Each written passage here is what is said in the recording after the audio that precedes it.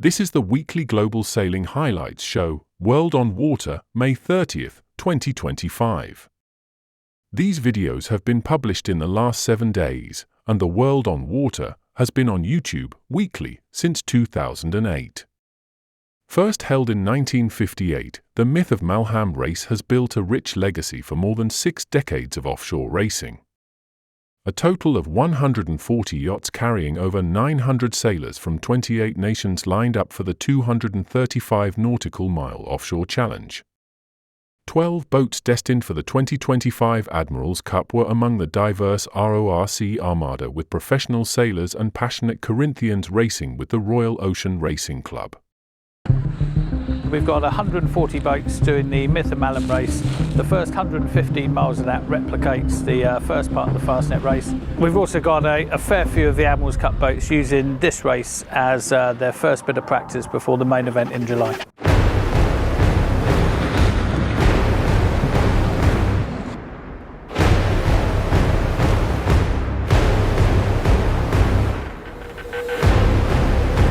We had a perfect condition. It was windy at the beginning, and for us it's the most important race to prepare the Fastnet. We can test the crew and we can test the material. We're 5 clipper boats. All of us skippers and mates kind of know each other, and there's a lot of banter, but when we're out in the water and we're racing, we want to race each other, so we all kind of want to win. But we're equal boats. It'll be interesting to see. It's going to be fun. The team that I'm doing it with is actually the team that I sailed around the world with a year and a half ago now. So we were Team Perseverance then on the clipper race, and now a bunch of us got together to do the Fastnet, which is obviously a dream for many of us, and now we're here to do the Myth of Malham as a qualifier.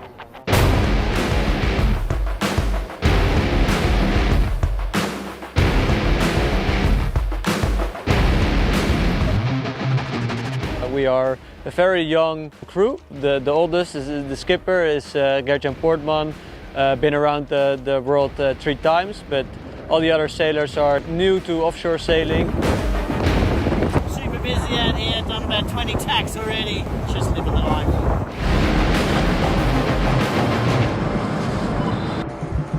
On board Long Courrier, we've just managed to pass Portland Hill with Jerry on the helm, and we're doing really well. We had a bit of tide against us, but now we've managed. It was tough conditions, and in the past we had some issues with the boat, and we made it stronger and made it better. We trained hard as a team, and we really proved to do a better job. And young guys, average age 23 years old, only on a big boat for 3 years, and to be doing this kind of offshore racing in these conditions is really, really impressive. It was quite difficult when we passed the start point. It was windy, wet, a lot of waves, so it was the hard part of this race, and we didn't break anything on board. On board Long Courrier, just after passing 1 hour ago Eddystone, and very satisfied to have this long run after a very, very difficult night. As a skipper with a crew full of people that do this for fun and are not necessarily professional daily racers, it's really important to stay focused, stay positive, keep a level head. Things will go wrong. It's sailing, something happens. I think the most important thing is at that moment to kind of like take a step back, relax, and figure out what the first step is, and kind of show that to the rest of the crew, and then they stay calm as well, and then you kind of work towards a solution. So we have a lovely sunset with a kite up, Portland Bill ahead of us, making great speed for the last couple hours because we also had the tide with us. The finish is in sight. We don't sleep really. When a crew is wet, you go inside the boat and stay 15 minutes on a berth, but you don't sleep really. Upwind, we stay on the rail, but we can sleep on the rail also. I slept half an hour at the end of the race. Yeah, we're really chuffed to be here on the dock as line honour winner from this year's Myth of Malham. We are class winner in ROC 0 against our Admiral's Cup competitors. Yes, they bailed out after the start. They weren't quite as ready as we are, but we see it as a strong point, you know. they have a bigger step to take, and we sailed an awesome race. Everything in one piece, good teamwork, and it's amazing to think about all the boats that are at the start line and you finish at first. I mean, that never really happens to us very often in big races like this, so we're really pleased. I'm very proud of my team. For many of us, it's the first time in such an event, so yeah, we are happy to take the line honors, and I think we can be quite proud about that. So we finished 7 o'clock in the morning. And now we're heading to Naples, heading back to Portsmouth. For us, it's the preparation of the fastnet, so it's very important to come. It was perfect.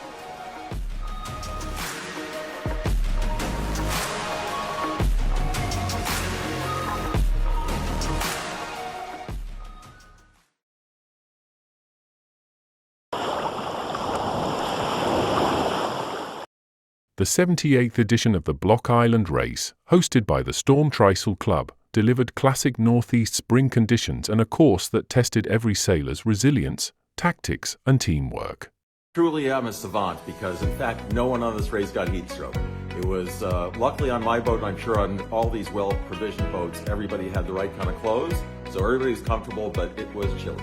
We had a lighter forecast, breeze came in beautifully, we had an outgoing tide.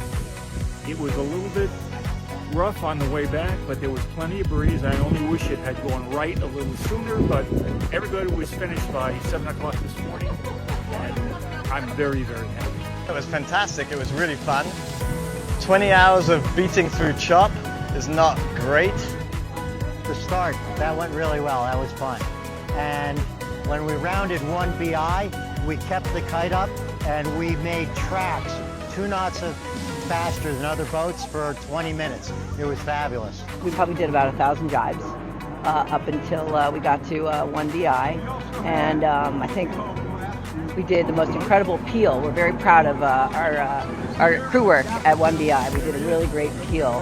So after we rounded Block Island and coming back through the race, we had a ton of wind, which was 20 to 25 knots of wind out of the west. And we still had the tide going for us, so it was a real short chop.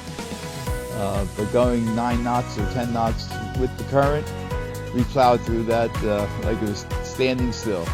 And it was crazy. We put up some nice sails, and fortunately we didn't have to change sails anymore, but you couldn't do anything on the boat except sail the boat in 15 to 30. You know, the waves were short, they were high, and the boat was pounding like crazy, but we were going fast. And we were going faster than a lot of the competition, so that was good.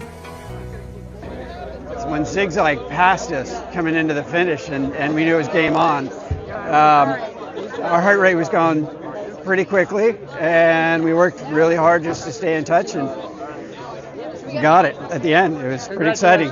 We were doing well at the finish, but we didn't realize that we were the first PHRF boat to finish. And I've never done that in my 40 years of sailboat racing. It was a great class, one of the, I'd say, the most competitive classes we've had doing the Block Island Race in a few years. We had a great crew who I met through the IOR, and they are a crew from Canada looking for a boat, and I'm a boat owner looking for a crew. So we matched up, and they came and raced the boat with me, and we got a 3rd place. So we're all in our class, so we're all very happy with that. Today it was a lot of effort, and we never gave up. We paid a lot of attention to the tides. The thing that made a difference was just never giving up. You know, everybody makes mistakes, and you make a mistake, and you just got to kind of put it behind you and keep on going. Really good ORC. The scoring method we used, WRS, seemed to be very fair for everybody. This has to be my at least 35th or 36th Block Island race. And we keep coming back for more. Storm Trysail does a great job at the race management end of it. We always get a good participation level, and it's an exciting challenge.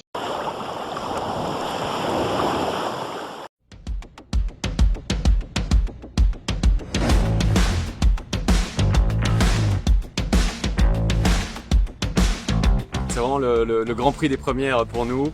D'abord de gagner une manche à la première régate de la saison, ça nous a fait très plaisir aussi parce que ça fait depuis qu'on a commencé en fait le TF qu'on courait après et on a senti qu'on naviguait bien. Pendant les entraînements on était assez au point, on manœuvrait bien et puis après on savait pas comment on allait pouvoir naviguer en flotte et finalement on a vu qu'on pouvait faire pas mal. Et ensuite on a été assez consistant pendant le week-end, ce qui était super, ça nous a permis de remporter le Grand Prix et c'est une surprise vraiment, mais en tout cas ça nous fait vraiment plaisir.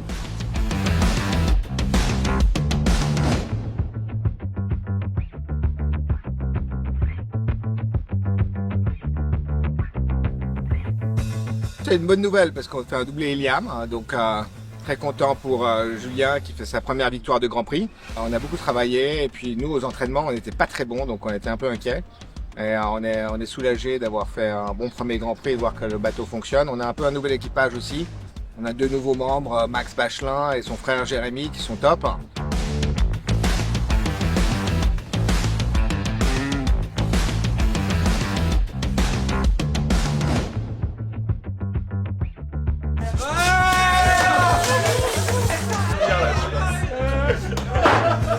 Comme on remarquait avec Yann, c'est la première fois qu'on croit qu'après 2 jours, tous les bateaux sont à 3 points d'écart, donc ça promet une saison vraiment passionnante.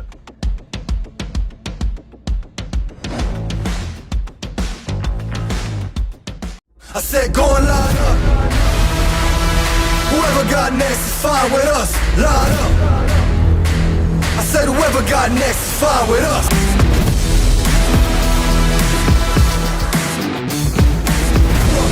Go and line them up. That's fine with us. Come on, line them up. 4, 5, fine with us. Fine with us. Line up. I said go and line up. It's fine with us. I said go and line up. Whoever got next is fine with us. Line up. I said whoever got next is fine with us.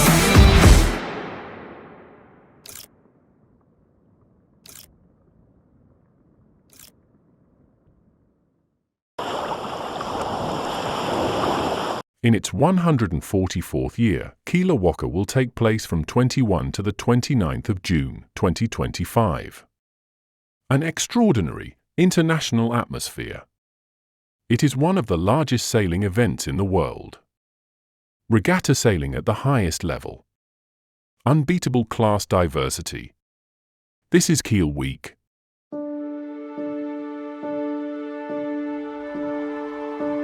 Fühlst du ihn schon?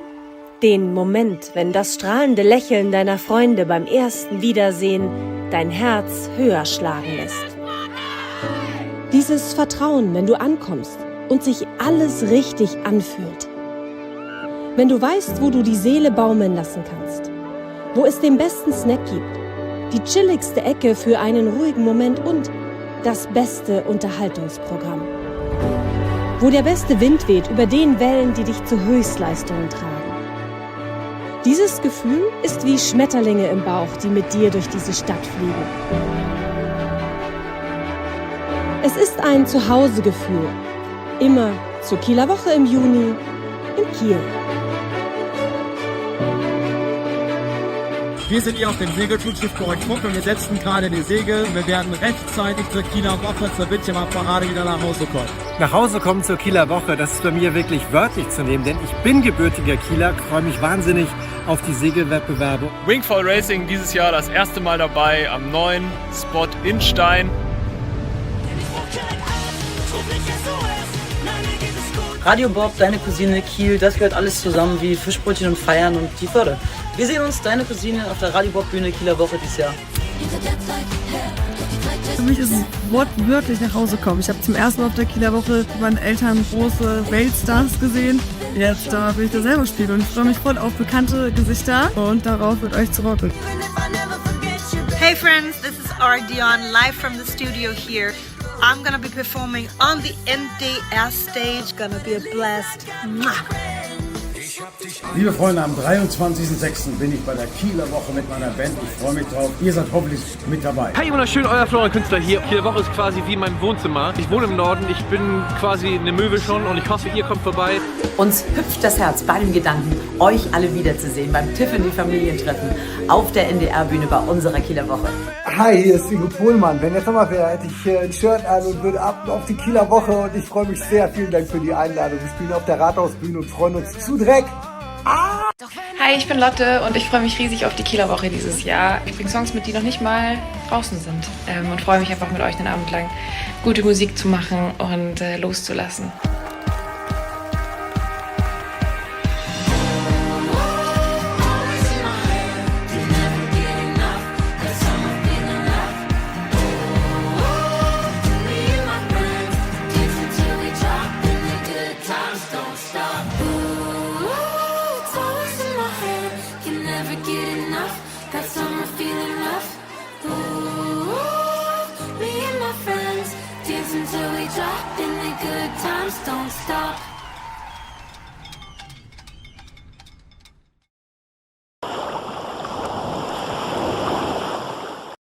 Having iconic Mount Vesuvius as the backdrop, it was the outstanding setting for the official host venue presentation of the Louis Vuitton 38th America's Cup, unveiling the next chapter in the America's Cup's 174-year history with the warmest of receptions for the defender, Emirates Team New Zealand.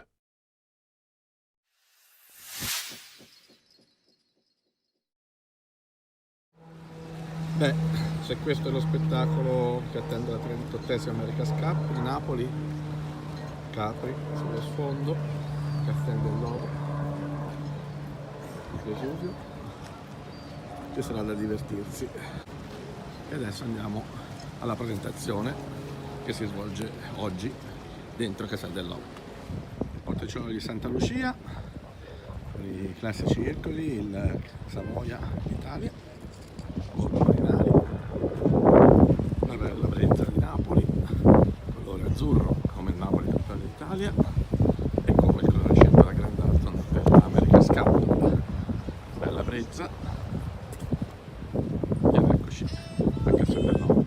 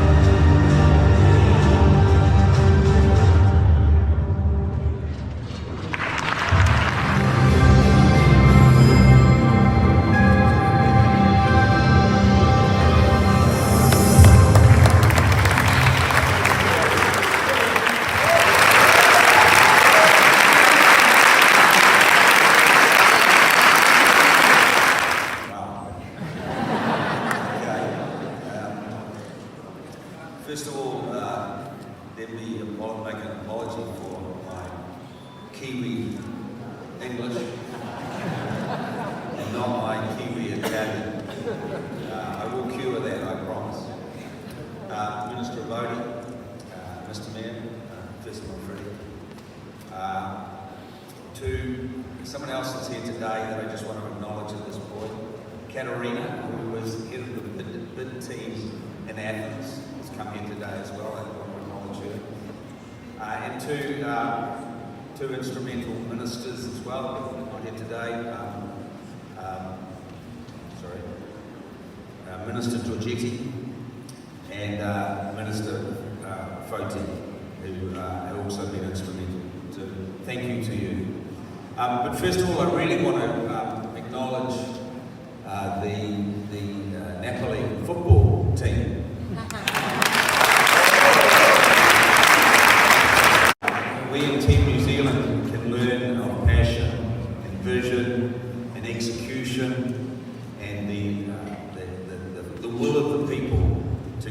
success, and the scenes that we have witnessed over the last few days have been beamed around the world and have been unbelievable, and I congratulate each of you for that. It has been amazing.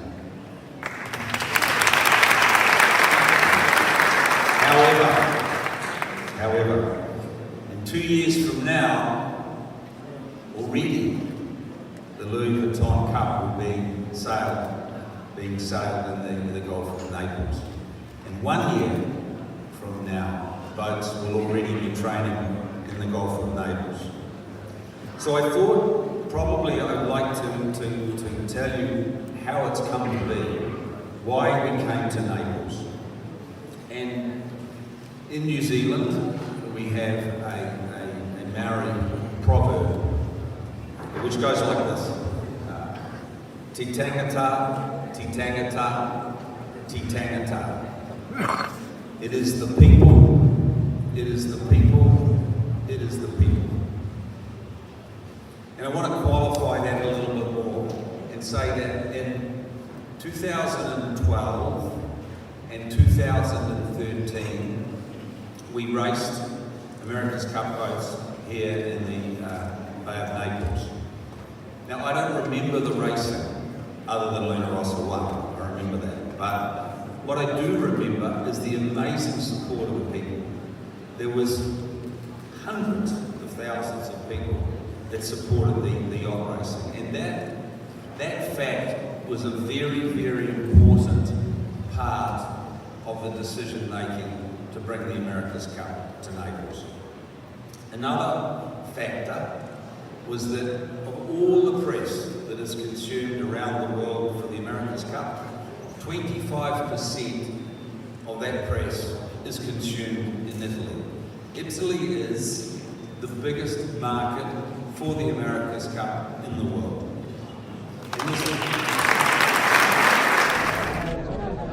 America's Cup è la Louis Vuitton Cup, attraversa dei cannoni di Castel dell'O, e questo sarà il campo di regata della 38esima America's Cup. Via Caracciolo.